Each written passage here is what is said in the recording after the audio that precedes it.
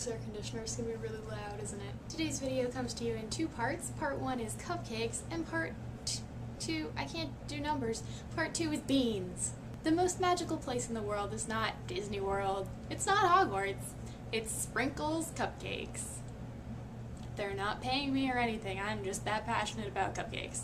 So Sprinkles is a fancy cupcake shop, and they have about a dozen different flavors every day. Hold on. There are exactly 2 schedules in my bedroom.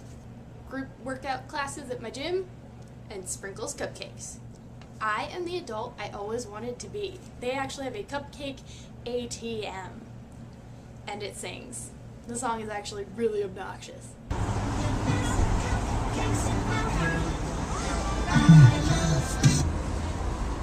And it just gives you cupcakes for money, not like free. So Cupcake ATM, like, that's genius, but who comes up with that brilliant idea? Well, the story is, when the owner of Sprinkles was pregnant with her first child, once she woke up in the middle of the night, like 3 a.m., and went, I need a cupcake right now. And she didn't have any. And she said, that was when I realized, if the owner of Sprinkles Cupcakes cannot get a cupcake at 3 in the morning, there is something wrong with the world. The most magical place in the world. So now you're really educated about gourmet cupcakes. Let me tell you a little about beans.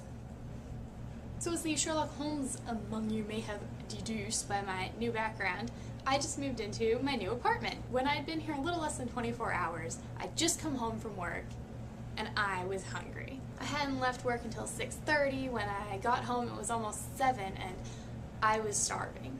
And I was going to make this sort of Mexican salad. There were going to be corn and beans and avocado and cilantro all chopped up together.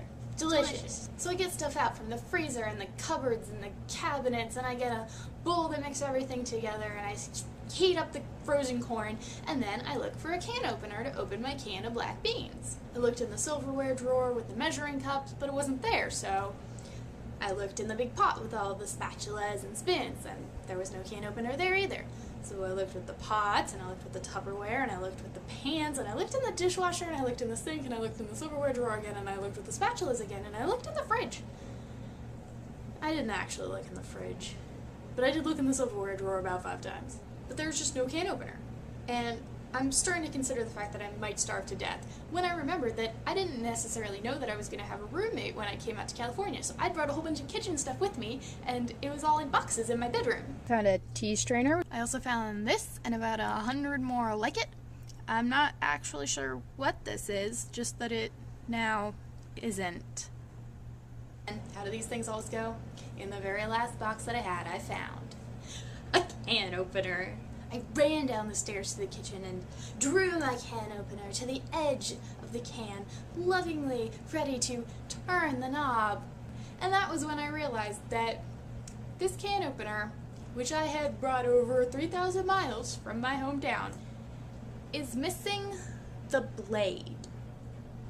Yeah, the part that actually cuts the can is gone. It's missing the part that cuts the can.